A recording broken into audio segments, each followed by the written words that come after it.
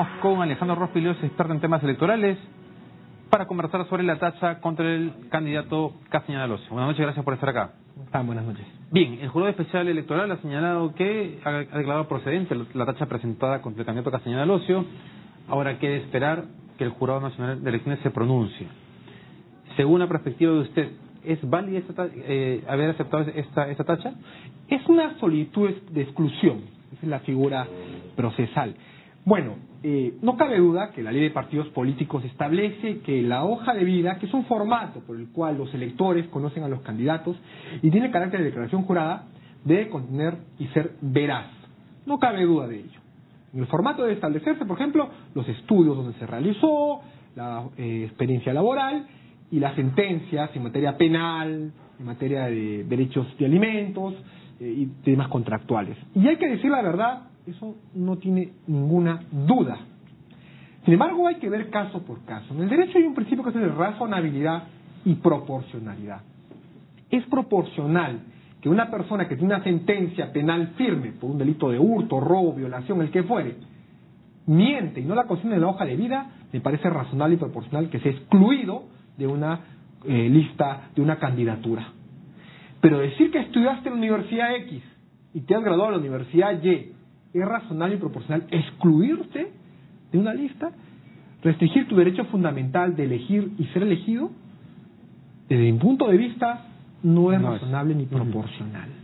Ok, justamente Fernando Tesa nos decía el viernes o el jueves de la semana pasada que esa exigencia de la ley de partidos políticos era como desproporcionada, o sea, que se estaba comenzando a utilizar esa parte de la ley para tratar de atacar opositores políticos y que se estaba abusando de la norma. ¿Tú consideras lo mismo? La norma es clara. La norma dice toda omisión de información sobre sentencias penales firmes y cualquier información falsa genera la exclusión del candidato. Ok, pero esa información falsa entonces parece ligada más al concepto previo que señalaste, que es sentencias penales firmes. De una mentira que, como decías, tiene una relevancia mayor. Así es. Como tú muy bien lo dices, David, una relevancia mayor para el electorado.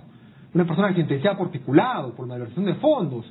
Es claro que uno tiene que conocer esto. ¿Y por qué el Jurado Electoral Especial puede no haber considerado esta perspectiva de las cosas? Quizá ha sido una falta... Porque yo me imagino que están integrados por personas con formación en Derecho, que saben del tema, que manejan los conceptos que estás planteando. No tanto, porque los jurados electorales especiales, como tú sabes, solo se forman de manera temporal en época de elecciones.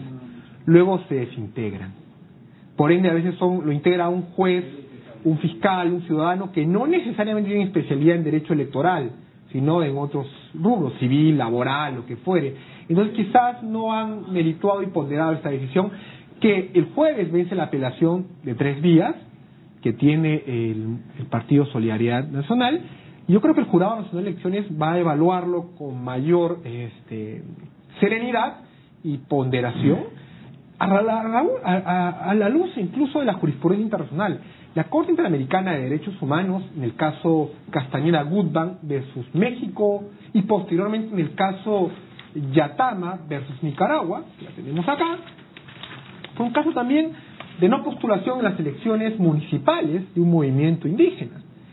En Nicaragua, la autoridad electoral en Nicaragua les negó la postulación, y en esta sentencia, que te la voy a dejar, la Corte Interamericana de Derechos Humanos establece que no se pueden establecer limitaciones. ¿Cuál era el argumento para prohibirle la postulación? Que le faltaban determinados requisitos y cosas así.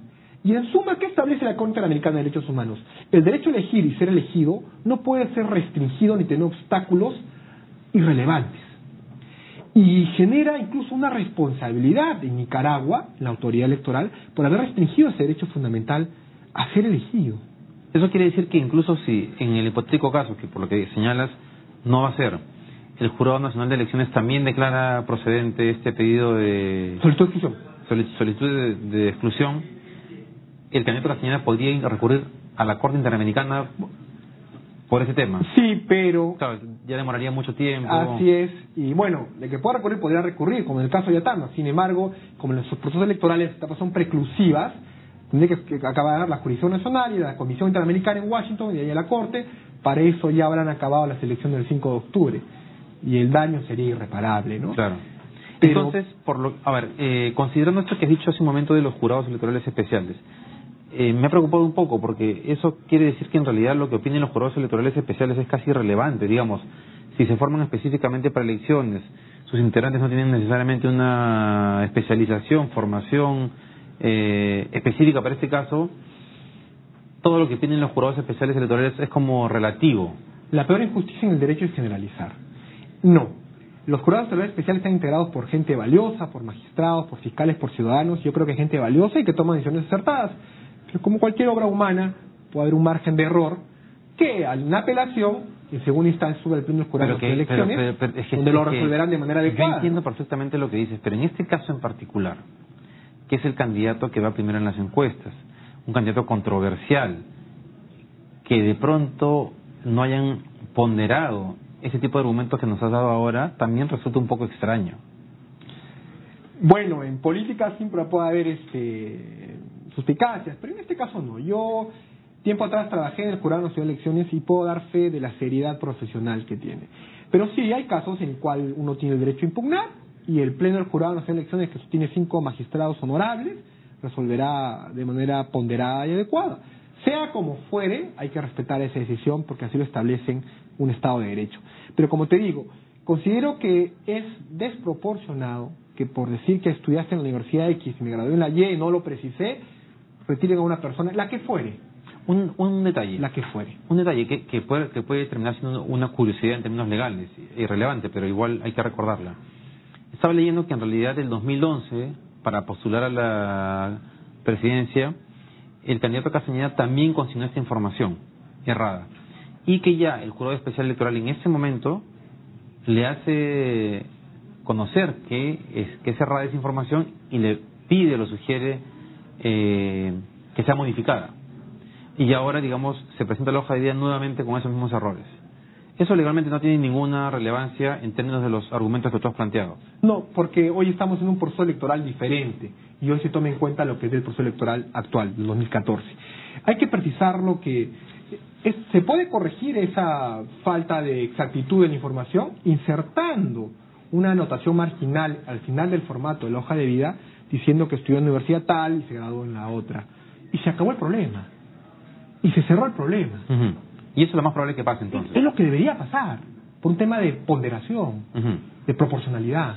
Es lo que debería pasar. Ok, Alejandro, muchas gracias por eso acá. Entonces nos queda claro que lo más probable es que el Jurado Nacional de Elecciones, con un mayor conocimiento de las variables que nos has mencionado, declare... revoque la resolución especial y que la campaña siga, tal vez con el candidato Castañeda más fortalecido. Y en supuesto que no sea así, correría la lista solamente con la candidata teniente alcaldesa o primera regidora, que es la señora Patricia Juárez. Uh-huh. Lo que pasó en el 2010, cayó el señor Curi y la lista siguió corriendo, sin candidato a alcaldía, pero con el señor Fernán Altuve a la cabeza, que fue posteriormente elegido como regidor. O sea que... claro, es verdad. Las listas siguen corriendo, ¿de acuerdo? Uh-huh. No, esto... ¿Qué pasa? Nadie sabe para quién trabaja, ¿no?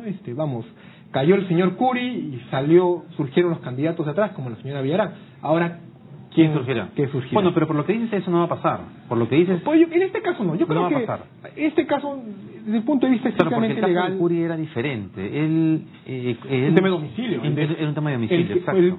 Fue presidente regional en el Callao, en la región Callao, y quiso postular a la Municipalidad de Lima por un tema de requisito de domicilio. El tema era más fuerte. Claro, y mintió sobre el tema del domicilio. No tenía antigüedad de vida, ¿no? Exacto. Pero acá hay casos diferentes. Bien, Alejandro, muchas gracias por haber estado acá. Un placer. Aclarando este punto. Que te vaya bien.